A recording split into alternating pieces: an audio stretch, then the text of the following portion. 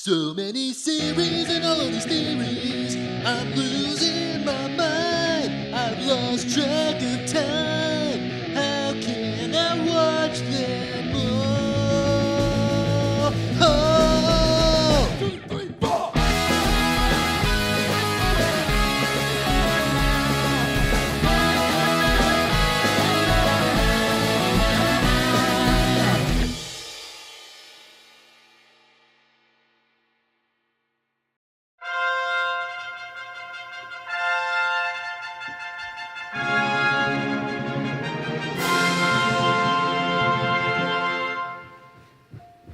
Hey guys, we got a very special episode of Randime tonight for you. I hope you're all excited as I am, because we hit the jackpot on this one. Let me tell you, I'm not just dressed up because I didn't go anywhere special today. I dressed up for this because it's something very special to me and to all of you. I hope we hit the Randime Jackpot. We got episode number 1 on the show.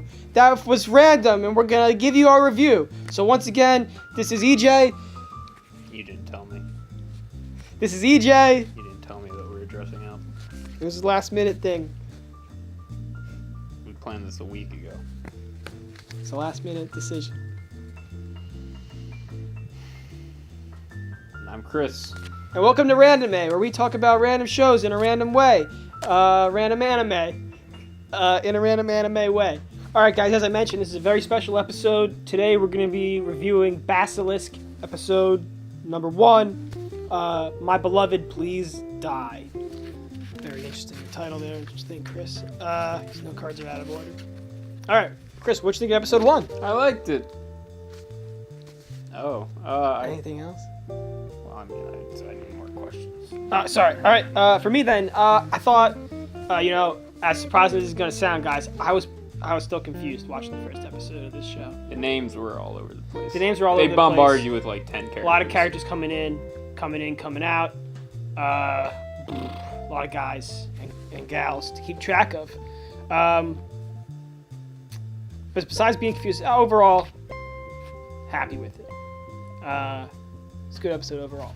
That was Randime. Next question. How was the opening song? I forgot it. Yeah.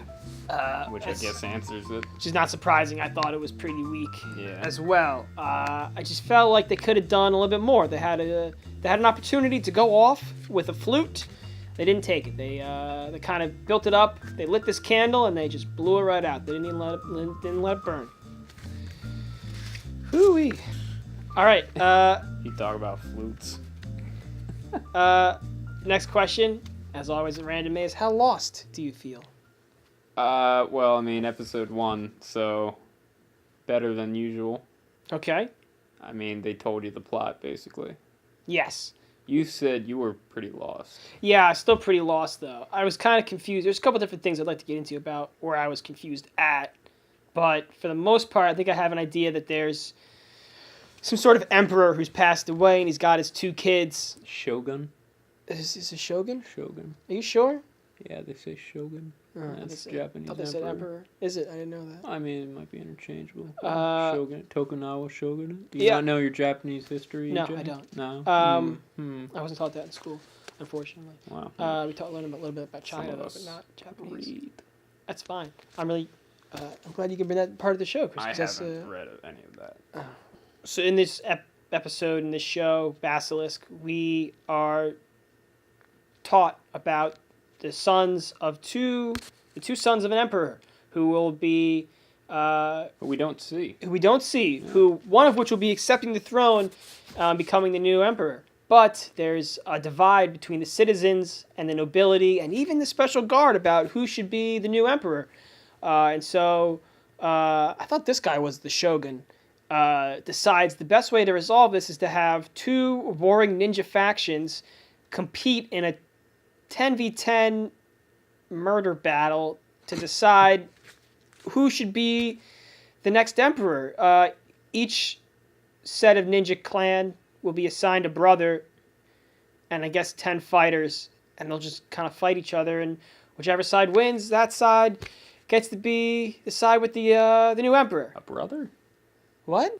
Do you want to take a guess at what do you think is going to happen? Can you? That's what I was gonna say. It's too early to know because it's not. It's gonna go awry in some way, but it could be any way for right now for me.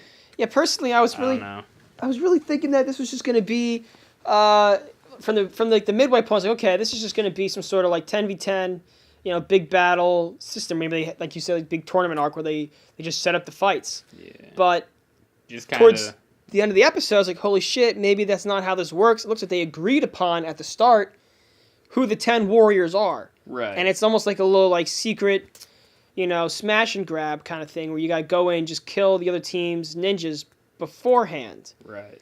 I don't know. So I was under the impression, first glance, like, okay, cool. Punch just fights, put them right in a row, make a big Coliseum gladiator battle situation out of it. But I'm beginning to think out of that last scene, that ain't going to be what it's going to be. That didn't match what you were wearing. First of all, one of the lines they say is like, the life of a ninja is meaningless. We have so many samurai. We got to protect the samurai. I didn't know that was a thing. I guess samurai was just like the word for like all their foot soldiers and loyal guys. It sounds like ninja are like the fucking nincompoops of society is what I got out of this situation. Do you mean like in real Japan? I guess so. I don't think this is realistic at all. Yeah, I know, but I'm just saying, like in the context of the show, then they make it sound like the ninja are like fucking losers. So I wanna delve right in from there. So there's a couple of things I want to talk about. Mm-hmm. Number one, we see them, Oboro and Genosuke. Are those old people? No, those are the young people. Okay. That we see the couple, but the woman is naked under the waterfall taking a bath. Yeah. That is the old people. No, it's not. It's different. So Kyle, you get a little confused. You get a little ahead of yourself, but that's why you're in the background. No offense, bud. Genosuke and Oboro basically pick up swords and look like they're gonna kill each other. Like they're gonna fight. So what happens is that they're hanging out, and then one of their families gets like attacked and just fucking massacred. These are the old people. In a flashback. What? This is a flashback. These are the old people. But then at the end of the episode, there is a young couple in the present era. That's why you didn't understand any of this, EJ. Oh my god, dude. So my problem was I thought the ending was a flashback. It gives you the dates. It gives you... The show takes place at the beginning at 1614 AD, and then it flashes back, and that's when they're like decrepit. They are decrepitly old. Oh yeah, they're really old. And then the flashback tells you it's 1581 AD. So, and they're like in the prime of their life. That's 33 years difference from prime of your life to, oh my god, how are you still alive? So let's fix the clarification here and the lostness of that I'm feeling here. Yeah, just wrap your head The couple we see a young couple. Yes. And the woman's family is massacred. Yes. And it looks like they're about to go to war. That was a flashback. Yeah. Let's cut into another piece I want to talk about, which is Steve got this right. That man with the unsightly chin. Oh.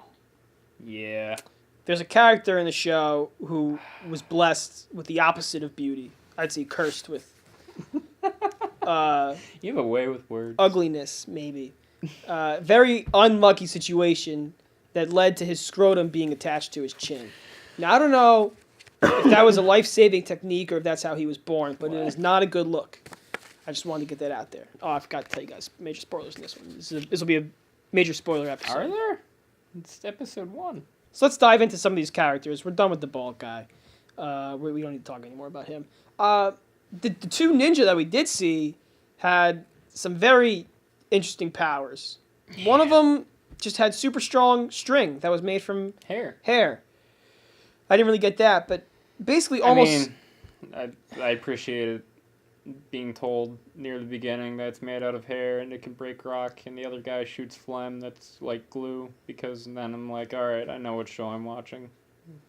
Yeah, it's one of those kinds of shows. Yeah, I know what reality I'm in. Back to the sticky fluid. Yeah, so there's a big ensuing battle. These guys kind of go headlong into the fight. There's a big reveal at the end where you find out that That's people what you sold were me. watching. The big reveal at the end. Yeah, because I didn't mind the show before that. It was fine, but I wasn't really, loving it. But the end where, I guess this is a spoiler, where the two old geezers betray each other and really don't seem to love each other at all. I Really think lost their love. Yeah, I think what happened is they kind of became jaded by They got really jaded, the though. reality of life, which was everything doesn't work out the way you want it. They have a classic line of "it just wasn't in the stars," that they keep saying over and over again. And as we see in the episode, they were both part of the ninjas on the list. They both end up killing each other and die in each other's arms as they float down the river, signifying that their love will carry on to the next life. But that just didn't make it this time around. But it gives chance to their young heirs that maybe love will prosper. And I think that's really what this show is going to be about. It's not going to be about 10 really cool one-on-one ninja fights or one really cool 10v10 ninja fight. You're not going to get that in this show. You're going to get a love story. This is a love story anime. I think there's going to be ninja fights. But mostly it's a love story anime about love. It's going to be about love. Love's going to win out in the end. There might be some fights along the way, but this is going to be a textbook roses on the pillowcase kind of show. Okay.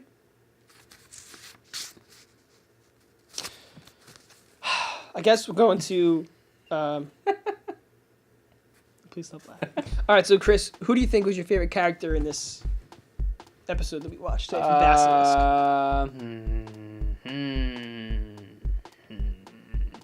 If you want, I can start off. Maybe I'll get to please do. Sure. So my favorite character, I think, is going to be the new Hattori Hanzo, which that's something I want to delve into. Is what's going on with this Hattori Hanzo character? Is that a famous? And why are there so many guys? Yes. So apparently, history? in Japanese history, I actually had to look it up. Because I'm it's probably in gonna Kill get it Bill. wrong That's without all I looking know it from. Which is Hattori Hanzo is a famous samurai who helped with the shogunate at the time of his life in the 16th century, or 1600s.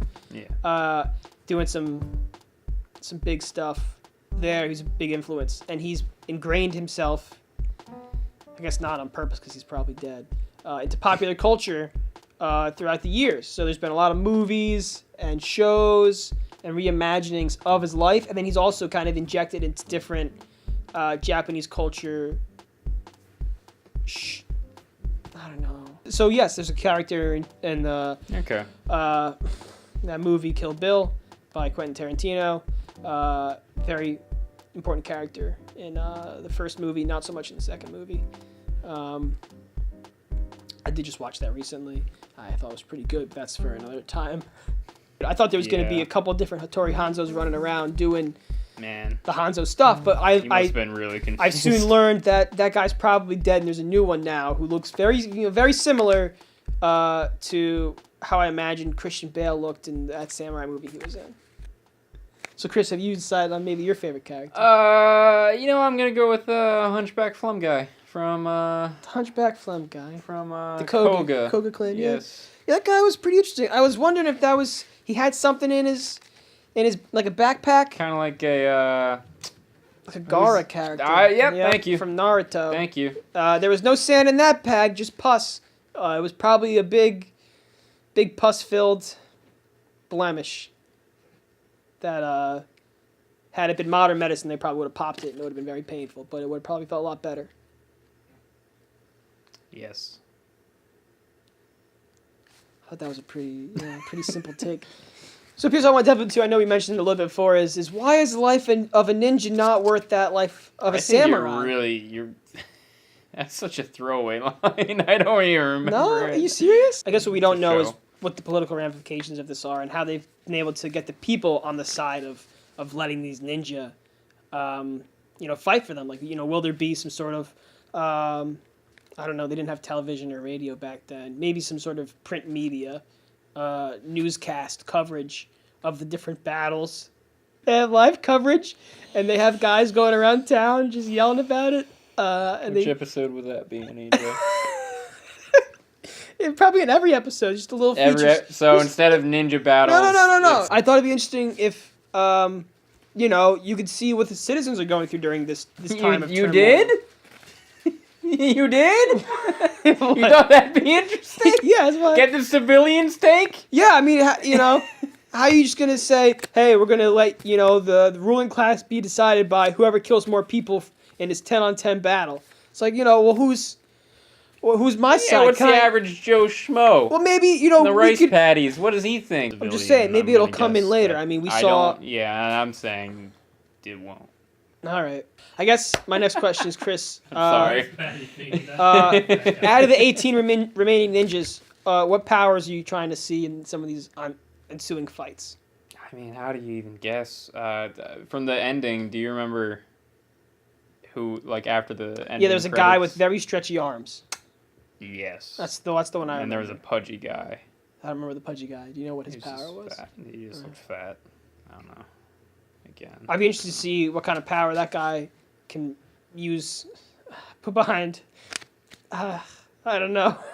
I really want to root for the guy with the stretchy arms. I don't like the other guy. I don't think he's going to be the winner on top, EJ. You're the guy with the stretchy arms? I don't think so. He kind of has a nice... He doesn't have protagonist to me written. So that's why I'm thinking this is going to be a show about romance, Chris. I'm going to delve back into that. This show's going to be about romance. It's going to be about... Pull on your collar more when you say that. It's gonna be about how this young love can prevent these ninja battles from taking place. I'm gonna say it right now. Yeah. All 10 fights are not gonna occur. That's a guarantee. Yep. One down, 9 more that are not gonna happen. Wait, they're not gonna happen? No, they're gonna... Only one happens. Episode 1 has the only fight. They're gonna, no one's gonna get killed though. They're gonna stop him in time. They're gonna say, hey, we're in love. We're not gonna stop the presses. No, let the presses roll. They need to get that message out to the people. They're gonna say, my family and my clan deserve better than this. We're not just some gladiators. Ninjas. Well, yeah, but they have feelings too, I think. You think stretchy arms will fall in love? I hope so. I hope everyone gets to find true love. All right, Chris, next question I have for you, it's another go-to question I like to ask, is what did you think about the ending song on this episode? I don't remember it. It was very bland, wasn't it? Yes, that's exactly how I felt not about it even as well. It's like pretty more weak as animation. well. The thing is that, there was little animation this time. There was very... I like the song, I think. I mean... Yeah, the song I'm thinking of the beginning song, I'm sorry. That's okay. This one was like, the moon behind the clouds, in the haze. I don't remember how it's it sounded. all just gibberish, really. I was too busy looking at the visuals, which were very displeasing to me. A lot of people died by needles. Yes. There were a lot of guys who died from needles. I didn't know that was... Yeah, I don't know if it is. A weapon that the ninja use frequently. It seems like it would be very hard to use effectively, to throw like a foot-long needle at somebody and cause serious harm. Because that needle went through people's bodies a lot of the time, that's no small feat, I would assume. I would not know, though. All right, so we'll ask the question. Chris, would you go back and finish this show? I might. I'd have to have free time. I'm not Not a itching. priority. I'm not itching. But it's on the list. It's on the list. All right, I like that. Yeah, for me, this will be a backlog item. There's some shows I'm currently going through, but I think this would be a good show to fill out. Maybe when there's a lull in an afternoon, I need a little something to spice it up. This will be something I want to see, which is that's no small. Did your answer change because now you know it was I will a say that flashback? yes, my answer did change. At first, I was a little unsure about this show. I didn't think it really had a lot to offer me. I thought there would maybe be some, maybe some cool ninja fights here and there, but I didn't think it would be that good. But now that there's this, maybe there's a chance to get to see some geopolitical action, some romance, a little bit. It's definitely not geopolitical. It all takes place in Japan. So with that, I'll say yes, put this on the backlog. I will happily watch this in the future.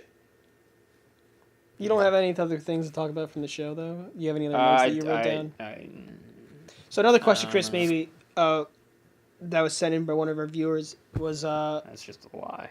Okay. one of the questions from our on-site staff was Lie. one of Yeah. the guys in the room with us currently asked a very good question of where's everyone keeping all these needles? He didn't ask that. Because sometimes these needles are in people's mouths, they're in their body, they pull them out of seemingly nowhere, they have them in their hands, and they're doing a bit of a magician trick. Like you would see at a nice little performance that your parents got for your 7th birthday, or that you wanted to. Look, kids, needles. There's really no difference between a magician and ninjas. Sometimes your parents just settle for a clown, and it's not the same thing.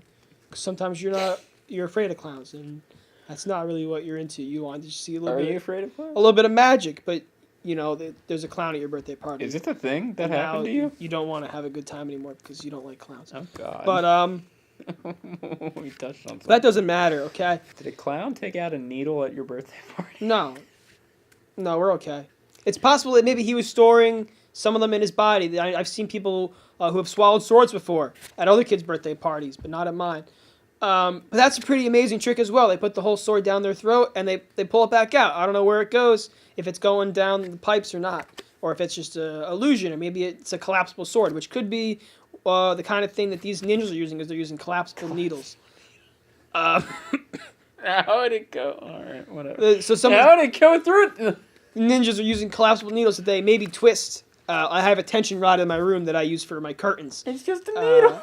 And that rod, it collapses, and then when you pull it out, and you can twist it to get it nice and tight, so you don't have to drill into your walls when you're applying curtains in your home. That's something that's really good to use, a tension rod, if you have a lease that doesn't allow you to drill into the walls of your home. So that's a nice little renter tip for those of you, or just for those of you at home who may not have a drill but want to get new curtains for your rooms to keep out the light, but also to help cool your house, because it's a scientifically proven fact that if you have some curtains in your house, you'll have less sunlight entering your house, which will help to lower your heat, your cooling costs in the summer, because your house will be heating up from that increased light. That's been EJ's patented, unpatented, unlicensed renter's insurance.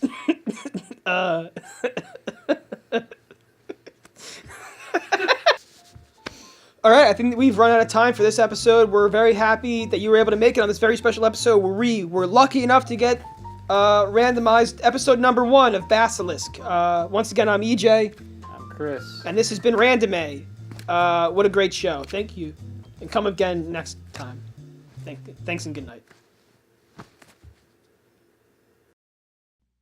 From here to the darkest reaches of space,